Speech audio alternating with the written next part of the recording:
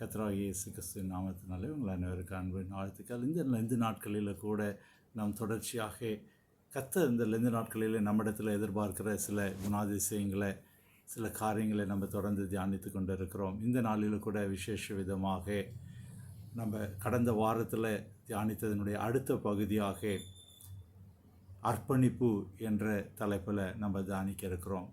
கடந்த வாரத்தில் மனம் திரும்புதலை குறித்து பார்த்தோம்.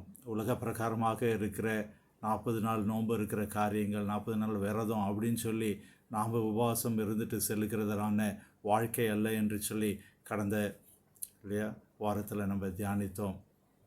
மனம் திரும்புதலை கர்த்தர் எதிர்பார்க்கிறார், மறுரூபமாகிறதை கர்த்தர் எதிர்பார்க்கிறார், நம்முடைய வாழ்க்கையில் ஒரு அர்த்தமுள்ள வாழ்க்கை வாழும்படியாக கர்த்தர் எதிர்பார்க்கிறார் என்று சொல்லி நம்ம பார்த்தோம் இல்லையா.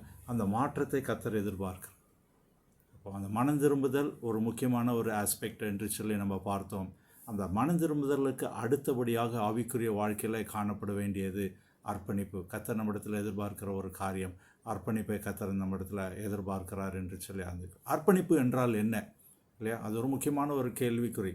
ஐயா, நான் ஆலயத்துக்கு போகிறேன், ஜெபிக்கிறேன், வேதம் வாசிக்கிறேன், எல்லாம் செய்கிறேனே, நான் ஒழுங்காக தானே இருக்கிறேன், அர்ப்பணிப்புனா என்ன, என் வாழ்க்கையில் என்ன அர்ப்பணிப்பை பற்றி நான் என்ன தெரிஞ்சுக்கொள்ள வேண்டும் அப்படின்னு சொல்லி ஒருவேளை ஒரு கேள்விக்குறி காணப்படுகிறதா. அர்ப்பணிப்பு என்றால் என்ன அப்படின்னு சொல்லி பார்த்தீங்க அப்படின்னு சொன்னால், நம்முடைய வாழ்க்கையில் தேவனுக்கென்று ஒரு பகுதியை நம்ம கொடுக்கறது கிடையாது, முழுமையாக தேவனுக்கு கொடுக்கும்படியாக நாம் அழைக்கப்படுகிறோம். அதுதான் அர்ப்பணிப்பு என்று சொல்லி பார்க்குறோம் இல்லையா. இதோ நான் எனக்கு டைம் இருக்கும்போது நான் இதை செஞ்சிடறேன் இல்லையா, நேரம் கிடைச்சா செய்கிறேன், இல்லைனா இல்லை அப்படின்னு சொல்லி கர்த்தர் அதை எதிர்பார்க்கிறவராக இல்லை. அவர் நம்மிடத்தில் ஒரு பொறுப்பை கொடுத்தால், நம்மிடத்தில் ஒரு காரியத்தை கர்த்தர் கொடுத்தார் என்று சொன்னால் அதை முழுமையாக செய்து முடிக்கும்படியாக அதை நாம் ஒரு அர்ப்பணிப்போடு இல்லையா, அதுதான் அர்ப்பணிப்பு என்று சொல்லி பார்க்கிறோம். அந்த மனம் திரும்புதல் அர்ப்பணிப்பு இல்லை அப்படின்னு சொன்னோம்னா அந்த மனம் திரும்புதல் முழுமையான மனம் திரும்புதல் இல்லை என்று சொல்லி நம்ம அறிந்து கொள்ள முடிகிறது. அந்த அர்ப்பணிப்பு வேணும், அர்ப்பணிப்பு என்னுடைய வாழ்க்கையில் காணப்பட வேண்டும் என்றால் என்ன அப்படின்னு சொன்னால், என்னுடைய வாழ்க்கையை முழுமையாக நான் கர்த்தருக்கு கொடுப்பது தான் அர்ப்பணிப்பு என்று சொல்லி அறிந்து கொள்ள முடியும். Complete surrender to Lord Jesus Christ, அதுதான் நம்ம அர்ப்பணிப்பு என்று சொல்லி இந்த நாளில் நம்ம பார்க்கிறவர்களாக காண முடியும். அப்போ அர்ப்பணிப்பு என்றால் என்ன அப்படின்னு சொல்லி நம்ம தொடர்ந்து பார்க்கும்பொழுது நம்முடைய எண்ணம், சிந்தைகள் இல்லையா, நம்முடைய சரீரம் எல்லாவற்றையும் கர்த்தருக்கு ஜீவ பலியாக கொடுப்பது. இட்ஸ் அ கம்ப்ளீட் சரண்டர் இல்லையா. ஏதோ நான் காணிக்கை செலுத்துகிறேன், ஆலயத்துக்கு செல்கிறேன், கொஞ்சம் நேரம் நான் இந்த காரியங்களை கர்த்தருடைய ஊழியத்துக்கு செய்கிறதுக்கு இதெல்லாம் நான் செலவிடுறேன் அப்படின்னு சொல்லி இல்லாதபடி, இனி நான் அல்ல என்னில் கிறிஸ்துவே ஜீவிக்கிறார் என்று சொல்லுகிற அளவிற்கு இல்லையா, அது முழுமையான ஒரு அர்ப்பணிப்பு என்று சொல்லி நம்ம பார்க்குறோம். ஒரு நாள் இல்லை, 2 நாள் இல்லை வாரத்துக்கு ஒரு நாள் நான் சண்டே ஃபுல்லாக நான் போய் சர்ச்சில் இருப்பேன், ஞாயிற்றுக்கிழமைனா நான் வேறு எந்த வேலையும் செய்ய மாட்டேன் அப்படின்னு சொல்லி இருப்பதன் பெயர் இல்லையா அர்ப்பணிப்பு அல்ல என்று சொல்லி பார்க்குறோம். அர்ப்பணிப்பு என்றால் என்ன அப்படின்னு சொல்லி நம்ம தொடர்ந்து பார்க்கும்போது 3 காரியங்களை நம்மளோடு பகிர்ந்து கொள்ள ஆசைப்படுகிறோம். முதலாவதாக, நம்முடைய வாழ்க்கையில் நம்முடைய முழு இருதயத்தையும் கர்த்தருக்கென்று அர்ப்பணிக்கிறவர்களாக நம்ம காணப்படும். முழு இருதயத்தையும் கர்த்தருக்கு அர்ப்பணிக்கிறோம். எப்படி முழு இருதயத்தை கர்த்தருக்கு என்று அர்ப்பணிக்கப்பட முடியும்? ஆபிரகாமுடைய வாழ்க்கையை நம்ம பார்த்தோம் அப்படின்னு சொன்னால், அவருடைய வாழ்க்கையில் 75வது வருடத்தில் கர்த்தர் அவரை அழைக்கிறார். உனக்கு நான் பிள்ளை பாக்கியத்தை கொடுப்பேன் என்று சொல்லி வாக்கு கொடுக்கிறார். அவர் காத்திருக்கிறார். 100 வயதாகிறது, பிள்ளை பாக்கியத்தை பெற்றுக்கொள்கிறார். ஆனால் கர்த்தர் சொல்லுகிற ஒரு காரியம், நீ இந்த மகனை எனக்கு பலியிடுவாயாக என்று சொல்லி கர்த்தர் கேட்கிறார். அப்படி ஒரு காரியம் வந்த உடனே, இது எனக்கென்ற காரியம் அல்ல, இது கர்த்தர் கேட்கிறார் என்று சொல்லி கர்த்தருக்கு முழுமையாக அதை பலி செலுத்துகிறதற்கு ஒப்பு கொடுக்கிற ஒரு காரியத்தை பார்க்குறோம் இல்லையா. அப்படிதான் ஆபிரகாமுடைய வாழ்க்கையில் அந்த சோதனையில் அவர் வெற்றி பெற்றார் என்று பார்க்குறோம். எபிரேயர் 11:17 நம்ம வாசித்தோம் சொன்ன எபிரேயர் 11:17, மேலும் விசுவாசத்தினாலே ஆபிரகாம் தான் சோதிக்கப்பட்ட போது ஈசாக்கை பலியாக ஒப்பு கொடுத்தான். அந்த அர்ப்பணிப்பு, இது கடவுளுக்காக, கர்த்தருக்காக நான் செய்ய வேண்டிய காரியம், கர்த்தர் என்னிடத்தில் எதிர்பார்க்கிறார், இது கர்த்தருக்குரியது என்று சொல்லி அந்த ஒரு அர்ப்பணிப்பு ஆபிரகாமுடைய வாழ்க்கையில் காணப்பட்டது இல்லையா. அடுத்தபடியாக அர்ப்பணிப்பு, இந்த முழு அர்ப்பணிப்பு என்று சொல்லி இல்லையா, முழு இருதயத்தையும் அர்ப்பணிப்பது என்று சொன்னால் என்ன என்று சொல்லி பார்த்தீங்கன்னா, நீதிமொழிகள் 5ஆம் அதிகாரம் 3ஆம் வசனம், 3ஆம் அதிகாரம் 5ஆம் வசனத்தில் பார்த்தோம் அப்படின்னுச்சுன்னா, உன் சுய புத்தியின் மேல் சாயாமல் சுய புத்தியின் மேலே சாயாமல் எப்படி இருக்கணுமா, முழு இருதயத்தோடும் கர்த்தரிடத்தில் நம்பிக்கையாக இருக்கும்படியாக அழைக்கப்படும். முழு இருதயத்தோடும் கர்த்தரிடத்தில் நம்பிக்கையாக இருக்கும்படியாக அழைக்கப்படும். இதுதான் முழு இருதயத்தையும் அர்ப்பணிக்கிறதற்கான ஒன்று. இது இனிமேல் எனக்கு இல்லை, நான் எதை ரொம்ப வாஞ்சிக்கிறனோ, எதை ரொம்ப நேசிக்கிறனோ, இது எனக்கு இல்லை, இது கர்த்தருக்குரியது என்று சொல்லி அர்ப்பணிக்கணும். அதே போல் என்னுடைய சுய ஞானம் அல்ல, சுய புத்தியின் மேலே நான் சாயாதபடி கர்த்தரையே சார்ந்திருக்கிறது தான் இந்த முழு அர்ப்பணிப்புக்குரிய சாத்தியக்கூறுகள் என்று சொல்லி பார்க்குறோம். நம்முடைய வாழ்க்கை இந்த லெந்து நாட்களில் ஆராய்ந்து பார்க்குறோமா? ஏதோ மற்றவங்களை போல் நானும் வாழ்கிறேன், மற்றவர்களை போல் நானும் இருக்கிறேன் அப்படின்னு சொல்லி இருக்கிறதன் பெயர் அர்த்தம் அல்ல, அர்ப்பணிப்பு அல்ல. கர்த்தர் எதிர்பார்க்கிற அர்ப்பணிப்பு, முழு இருதயத்தையும் கர்த்தரிடத்தில் திருப்புகிறவர்களாக காணணும். எப்படி ஆபிரகாம் தனக்கு இருந்த ஒரே ஏக சுதனை ஒப்பு கொடுக்க அவர் துணிந்தாரோ, அப்படியான ஒரு வாழ்க்கை நம்மிடத்தில் காணப்படும்படியாக கர்த்தர் இந்த நாளில் அழைக்கிறார். அடுத்தபடியாக சாமுவேலை குறித்ததான ஒரு காரியம் இல்லையா, அன்னாலை குறித்ததானது தெரியும். அன்னால் அந்த ஜெபத்தை 1 சாமுவேல் 1ஆம் அதிகாரத்தில் ஜெபிக்கிற காரியங்களை நம்ம அறிந்திருக்கிறோம். குழந்தை பாக்கியம் இல்லாத சூழ்நிலையில் அவள் மனம் கசந்து மன கிளேசத்தினாலே அங்கே அழுது ஜெபிக்கிறாள். கர்த்தருடைய ஊழியக்காரன் அவளை ஆசீர்வதித்து அனுப்புகிறான். அவர் குழந்தை பாக்கியத்தை பெற்றுக்கொண்ட பிறகு கர்த்தருக்கு செய்த பொருத்தனையை அந்த இடத்துல நிறைவேற்றும்படியாக திருப்பி அந்த இடத்துல வருகிறதை பார்க்குறோம். 1 சாமுவேல் 27, 28 நீங்கள் பார்த்தீங்க அப்படின்னு சொன்னீங்கன்னா, நான் இந்த விண்ணப்பத்தை கர்த்தரிடத்தில் கேட்டேன், இந்த பொருத்தனையை நான் கேட்டேன், கர்த்தர் எனக்கு கொடுத்தார், நான் கர்த்தருக்கு நான் திருப்பி கொடுக்க வந்திருக்கிறேன் என்று சொல்லி அந்த இடத்துல ஒரு சாட்சியுள்ள ஜீவியத்தை அன்னாளுடைய வாழ்க்கையில் காண முடியும். நாம் எப்படிப்பட்டதான வாழ்க்கையை வாழ்ந்து கொண்டு இருக்கிறோம்? கர்த்தரிடத்தில் ஆசீர்வாதத்தை பெற்றுக்கொள்கிறதுக்கு மற்றும் கர்த்தரை தேடுகிறோமா? கர்த்தர் ஆசீர்வாதத்துடன் அந்த காரியத்தை கர்த்தருக்கென்று அர்ப்பணித்து கர்த்தருக்கு நன்றி செலுத்துகிறவர்களாக, கர்த்தருக்கு தோத்திர பலிகள் செலுத்துகிறவர்களாக, கர்த்தருடைய நாமத்தை உயர்த்துகிறவர்களாக, எதற்காக கர்த்தர் நமக்கு இந்த காரியத்தை கொடுத்தாரோ அதை மேன்மைப்படுத்துகிறவர்களாக இருக்கிறோமா என்று சொல்லி சிந்தித்து பார்க்க அழைக்கப்படும். இந்த அர்ப்பணிப்பு நம்முடைய வாழ்க்கையில் காணப்பட வேண்டும்.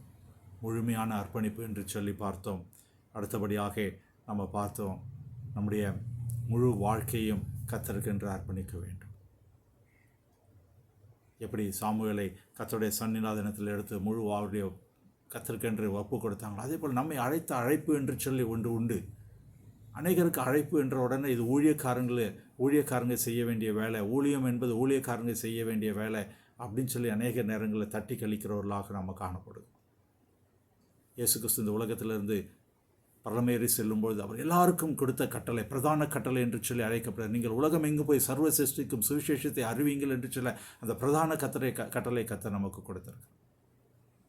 நாம் அதை நிறைவேற்றுகிறவர்களாக இருக்கிறோமா என்று சொல்லி சிந்தித்து பார்க்க அழைக்கப்படும். வேதாகம் நமக்கு சொல்லுகிறது, சமயம் வாய்த்தாலும் வாய்க்காவிட்டாலும் என்ன பண்ணுமா, திருவசனத்தை ஜாக்கிரதையாக பிரசங்கிக்க முடியும். நம்ம இருக்கிற இடத்துல நம்ம சுவிசேஷத்தை சொல்லலாம், நம்மளால் முடிஞ்சதை நம்ம சொல்லலாம். எத்தனையோ பேருக்கு உதவி ஒத்தாசைகள் செய்ய முடியும் நம்மளால். கர்த்தர் அதை இந்த நாளில் நம்மிடத்தில் எதிர்பார்க்கிறவராக இருக்கிறார். அப்படியான ஒரு அர்ப்பணிப்பு, நான் கர்த்தருக்காக ஏதாவது செய்ய வேண்டும். இந்த லெந்து காலத்தில் வந்திருக்கிற என்னுடைய வாழ்க்கையில், லெந்து காலத்தில் அடி எடுத்து வைத்திருக்கிற என்னுடைய வாழ்க்கையில் நான் கர்த்தருக்காக நான் ஏதாவது செய்ய வேண்டும்.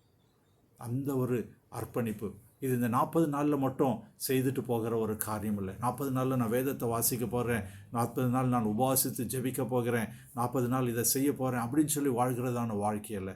கர்த்தர் எதிர்பார்க்கிற ஒரு வாழ்க்கை. இனிமேல் என்னுடைய வாழ்க்கையில் தொடர்ந்து இந்த காரியங்களை நான் செய்வேன், கர்த்தருக்கென்று செய்வேன், கர்த்தருக்கென்று நான் வைராக்கியம் பாராட்டுவேன், கர்த்தருக்கென்று நான் இந்த காரியத்தை முன்னெடுத்திருக்கிறேன் என்று சொல்லி அர்ப்பணிப்பு. ஒரு ஆத்மாவை நான் ஆதாயப்படுத்த முடியுமா? வருடத்தில் ஒரு ஆத்மா, அந்த குடும்பம் கர்த்தருக்கென்று நான் சொந்தமாக கொண்டு வர வேண்டும் என்று சொல்லி வாஞ்சை நம்மிடத்தில் காணப்படும். அதற்கான முயற்சிகளை நாம் எடுக்கிறவர்களாக நாம் இருக்க அழைக்கப்படுகிறோம். அப்படியான ஒரு அர்ப்பணிப்பு, நம்முடைய வாழ்க்கையை அர்ப்பணிக்கிறவர்களாக முதலாவதாக பார்த்தோம், முழு இருதயத்தை ஒப்பு கொடுக்க அர்ப்பணிக்க வேண்டும் என்று சொல்லி பார்த்தோம். இரண்டாவதாக என்னுடைய வாழ்க்கையை ஒப்பு கொடுக்கிறவர்களாக நான் காணப்பட வேண்டும் என்று சொல்லி பார்த்தோம். மூன்றாவதாக நம்ம பார்க்கும்போது நம்முடைய வாழ்க்கையில் இருக்கிறதான நேரத்தை கர்த்தருக்கென்று அர்ப்பணிக்க அழைக்கப்படுகிறோம். இல்லையா? அது ஒரு முக்கியமான ஒரு காரியம். அநேக நேரங்களில் எல்லாருக்கும் இந்த உலகத்தில் இருக்கிற பிரச்சனை, பைசா கொடுத்துருவாங்க. பைசா வேணுமா, நான் பைசா கொடுக்குறேன். இல்லையா, அது வேணுமா, இது வேணுமா, நான் வாங்கி கொடுக்குறேன் அப்படின்னு சொல்லுவாங்க. ஆனால் நீங்கள் கொஞ்ச நேரம் வந்து இதை செய்யுங்க அப்படின்னு சொன்னால், இல்லை நான் பிஸியாக இருக்கிறேன், நான் வேலையாக இருக்கிறேன், எனக்கு அந்த காரியம் இருக்குது, இந்த காரியம் இருக்குது. இல்லையா? கர்த்தருக்கென்ற நேரத்தை அர்ப்பணிக்கிறவர்களாக நாம் மாற வேண்டும். அநேக முறை நம்ம சபைகளில் காணிக்கை கொடுக்கிறத காரியங்களை பற்றி நம்ம பேசியிருப்போம். அநேகர் கேள்விப்பட்டிருக்கோம் இல்லையா? தசம பாகம் கொடுக்க 10ல் 1 கொடுக்க வேண்டும் என்று சொல்லுகிற ஒரு காரியம். ஆனால் கர்த்தர் எதிர்பார்க்கிறது முக்கியமான ஒரு காரியம். உங்களுடைய நேரத்தில் 10ல் 1 பங்கை கர்த்தருக்கென்று கொடுக்கிறோமா? 24 மணி நேரம் அப்படின்னு சொல்லி பார்த்தீங்கன்னா அதில் கிட்டத்தட்ட ஒரு 2.5 மணி நேரம் கர்த்தருக்கென்று நம்ம கொடுக்குறோம். நம்முடைய ஜெப வாழ்க்கை எப்படி இருக்கிறது? வேத வாசிப்பு எப்படியாக இருக்கிறது? 10 நிமிஷம் வேதத்தை வாசித்துட்டு கேலண்டரில் இருக்க வசனத்தை பார்த்துட்டு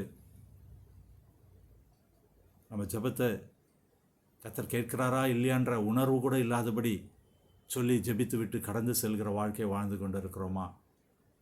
இல்லை, கர்த்தரோடு இருக்கிற உறவிலே நான் புதுப்பித்து கொண்டு கர்த்தருக்கும் எனக்கும் இருக்கிற உறவை நான் வளர்த்து கொண்டு இருக்கிறேனா? என்னுடைய ஜெப வாழ்க்கை எப்படியாக இருக்கிறது? நான் நேரத்தை கொடுக்க தான் கர்த்தர் அதிகமாக பேசுவார் இல்லையா? நம்மளுக்கு நல்ல ஒரு நண்பர் இருக்கிறாங்க, நல்ல ஒரு ஃப்ரெண்டு இருக்காங்கன்னா எப்படி நம்ம நேரத்தை ஒதுக்கி அவர்களோடு காரியங்களை பகிர்ந்து கொள்வோம்? அப்படியாக நாம் நேரத்தை ஒதுக்கி கர்த்தரோடு பேசுகிறவர்களாக இருக்கிறோமா? நேரத்தை ஒதுக்கி கர்த்தரோடு நம்ம உறவை புதுப்பித்துக் கொள்கிறவர்களாக இருக்கிறோமா? நம்முடைய ஜெப வாழ்க்கை எப்படி இருக்கிறது? நம்ம வேதத்தை படிக்கிற காரியங்கள் எப்படியாக இருக்கிறது? நம்முடைய ஆராதனை காரியங்கள், கர்த்தரோடு இருக்கிற சபையில் இருக்கிற நம்முடைய ஈடுபாடு எப்படியாக இருக்கிறது? குடும்பத்தில் நம்முடைய பங்களிப்பு என்னவாக காணப்பட்டு கொண்டிருக்கிறது? எல்லாவற்றையும் இந்த லெந்து நாட்களில் சீர்தூக்கி பார்க்க, சிந்தித்து பார்க்க அழைக்கப்படுகிறோம். அதற்கு என்ன முக்கியமான ஒரு காரியம்? பொண்ணோ பொருளோ பணமோ காரியமே இல்லை, நேரம் தேவை. எல்லாரும் பிஸி, ஓடிக்கொண்டு காலையில் எழுந்தால் நைட்டு வர்றது, அதோடு தூங்கி எழுந்து மறுபடியும் காலையில் எழுந்து ஓடுகிற ஓட்டம். கர்த்தர் இந்த நாளில் அவருக்கென்று நேரத்தை ஒதுக்கும்படியாக, அவருடைய பாதத்தில் காத்திருக்கும்படியாக, நேரத்தை அர்ப்பணிக்கும்படியாக கர்த்தர் நம்மிடத்தில் எதிர்பார்க்கும். அந்த அர்ப்பணிப்பு நம்முடைய வாழ்க்கையில் காணப்பட வேண்டும். இன்றையிலிருந்து நான் இந்த நேரத்தை நான் கர்த்தருக்கென்று கொடுப்பேன். அதிகாலையில் எழுந்த உடனே நான் கர்த்தரை தேடுவேன். நான் ஜெபிக்கிறது என்னுடைய தேவைகளுக்கு மட்டும் சொல்லுகிற ஜெபமாக இல்லாதபடி கர்த்தர் என்ன சொல்லுகிறார் என்பதை கேட்டு அந்த சித்தத்தை, கர்த்தருடைய சித்தத்தை அறிந்து அதன்படி செயல்படுகிற வாழ்க்கை என்னிலே காணப்படும் என்று சொல்லி ஒரு தீர்மானம் எடுக்க வேண்டும். அந்த அர்ப்பணிப்பு இருந்தால் தான் கர்த்தர் பேசுகிற சத்தம் நம்முடைய வாழ்க்கையில் கேட்கும். அநேகர் சொல்கிறாங்க, பிரதர் என்னுடைய வாழ்க்கையில் கர்த்தர் பேசுகிற சத்தம் கேட்கல, எப்படி மற்றவங்களுக்கெல்லாம் கர்த்தர் பேசுகிறேன்னு சொல்கிறாங்க, ஏன் கூட கர்த்தர் பேசவே இல்லையே? இந்த உலக பிரகாரமாக எடுத்தீங்க, எந்த நண்பர்கள் உங்களோட நல்லா பழகுவாங்க? நீங்கள் யார் கூட நேரம் கொடுத்து நல்லா பேசுகிறீங்களோ அந்த நண்பர்கள் தான் உங்களோட பேசுவாங்க. பார்க்கும்போதெல்லாம் ஹாய் பாய் சொல்லிவிட்டு போயிட்டுருக்கிற நண்பர்கள் உங்களோட நேரம் எடுத்து பேசுவார்களா? உங்களோட காரியங்களை பகிர்ந்து கொள்வார்களா? இயேசு கிறிஸ்து நம்மை பார்த்து நீங்கள் எங்கள் சிநேகிதர் என்று சொல், நம்முடைய நண்பராக அவர் பார்க்கிறார். அப்படியாக இருக்கிற நண்பருக்கு நாம் என்ன நேரத்தை கொடுக்கிறோம்? இன்று நாளில் ஒரு தீர்மானம், இந்த லெந்து கால்களில் ஒரு தீர்மானம் எடுப்போம். அதை நம்முடைய வாழ்க்கையில் பழக்கப்படுத்தி கொள்வோம். இந்த 40 நாளில் மட்டும் அப்படி ஒரு தீர்மானம், நான் 2 மணி நேரம் கர்த்தருக்கு நான் டைம் கொடுக்க போகிறேன் என்று சொல்லி இந்த லெந்து நாட்களில் 40 நாளில் இருக்கிறதில் பிரயோஜனமே அல்ல. இது என்னுடைய வாழ்க்கையில் ஒரு பங்காக மாறப்போகிறது. இதை நான் அர்ப்பணிக்கிறேன் இயேசு கிறிஸ்துவுக்காக. என்னுடைய வாழ்க்கையில் எனக்கும் கர்த்தருக்கு இருக்கிற ஒரு பங்காக நான் அர்ப்பணிக்கிறேன் என்று சொல்லி நம்முடைய நேரத்தை கர்த்தருக்கென்று அர்ப்பணிக்கிறவர்களாக மாறுவோம். கர்த்தர் நிச்சயமாகவே அதில் பிரியப்படுகிறவராக இருக்கிறார். 3 காரியங்களை பார்த்தோம். நம்முடைய இருதயத்தை அர்ப்பணிக்க வேண்டும். நம்முடைய இருதயத்தில் சுயம் எதுவுமே வந்துடக்கூடாது என்று சொல்லி பார்த்தோம். சுய புத்தி மேலே சாயாதபடி கர்த்தர் மேலே, கர்த்தர் என்ன சொல்கிறாரோ அதை கேட்டு செயல்படுகிறவர்களாக காணப்பட வேண்டும் என்று சொல்லி பார்த்தோம். 2வதாக வாழ்க்கையை அர்ப்பணிக்க வேண்டும். இது என்னுடைய வாழ்க்கையில் நான் கர்த்தரிடத்தில் பெற்றுக்கொண்டது. எப்படி அண்ணால் சாமியில் கர்த்தரிடத்தில் பெற்றுக்கொண்டு கர்த்தருக்கென்று அர்ப்பணித்தாலோ இந்த வாழ்க்கை கர்த்தர் எனக்கு கொடுத்திருக்கிற பாவத்திலிருந்து சாபத்திலிருந்து மீட்டு எடுக்கப்பட்ட என்னுடைய வாழ்க்கை இனி கர்த்தருக்கு என்று சொல்லி கர்த்தருக்கு என்னுடைய வாழ்க்கையை அர்ப்பணிக்க வேண்டும். என்னுடைய நேரத்தை அர்ப்பணிக்க வேண்டும். இந்த 3 காரியங்களில் நாம் உண்மை உள்ளவர்களாக காணப்படுவோமா? இந்த லெந்து நாட்களில் கர்த்தர் எதிர்பார்க்கிற காரியம் என்ன என்று சொல்லி சில தொடராக நம்ம பார்த்து கொண்டு இருக்கிறோம். கடந்த வாரத்தில் மனம் திரும்புதலை குறித்து பார்த்தோம். இந்த வாரத்தில் அர்ப்பணிப்பை குறித்து பார்த்தோம். அர்ப்பணிப்பு இல்லாத மனம் திரும்புதல் நிலைத்திருக்காது என்பதை நாம் உணர்ந்து கொள்கிறவர்களாக அழைக்கப்படுகிறோம். கர்த்தருக்கு சித்தமானால் வருகிற நாட்களில் கீழ்ப்படிதல் என்ற ஒரு காரியத்தை குறித்து நம்ம பார்க்க இருக்கிறோம். மனம் திரும்புதல், அர்ப்பணித்தல், அதனுடைய தொடர்ச்சியாக கீழ்ப்படிதல் நம்முடைய வாழ்க்கையில். கர்த்தர் எதை சொன்னாலும் அதை செய்வதற்கு நான் ஆயத்தமாக இருக்கிறேன். இயேசு கிறிஸ்து எப்படி இந்த உலகத்தில் பிதாவின் வார்த்தைக்கு கீழ்ப்படிந்து எல்லா காரியங்களையும் செய்தாரோ, அதே போல் என்னுடைய வாழ்க்கையிலும் நான் கர்த்தருடைய வார்த்தைக்கு செவி கொடுத்து எல்லாவற்றையும் செய்வேன் என்பதை கர்த்தருக்கு சித்தமானால் வருகிற வாரத்தில் நம்ம தியானிக்க இருக்கிறோம். இந்த லெந்து நாட்களில் உலகத்தாரை போல நாம் காணப்படாதபடி, கர்த்தருக்கு பிரியமானது இன்னது என்பதை சோதித்து பாருங்கள் என்ற வேத வசனத்தின்படி நம்முடைய இருதயங்களை ஆராய்ந்து பார்த்து நம்முடைய இருதயங்களை கர்த்தருக்கு நேராக திருப்புகிறவர்களாக நாம் மாறுவோம். கர்த்தர் இதில் பிரியப்படுகிறவராக இருக்கிறார். நிச்சயமாகவே நம்ம ஒவ்வொருவரையும் ஆசீர்வதிப்பார். ஜெபிப்போமா. எங்கள் அன்பின் பரம தகப்பனே, இந்த நாளில் கூட நீர் எங்களோடு பேசினீர். ஒரு அர்ப்பணிப்பை குறித்ததான ஒரு வார்த்தை நீர் எங்களோடு நீர் பகிர்ந்து கொண்டதற்காக, எங்களோடு பேசினதற்காக நாங்கள் உமக்கு நன்றி செலுத்துகிறோம். எங்களுடைய தகப்பனை இருதயத்தை, வாழ்க்கையை, எங்களுடைய நேரத்தை எல்லாவற்றையும் உங்களுடைய கரத்தில் ஒப்புக் கொடுக்குறோம். நீர் அதில் பிரியமாக இருக்கிறீர். நாங்கள் உண்மையுள்ளவர்களாக இருக்க நீர் கிருபை செய்யுங்க.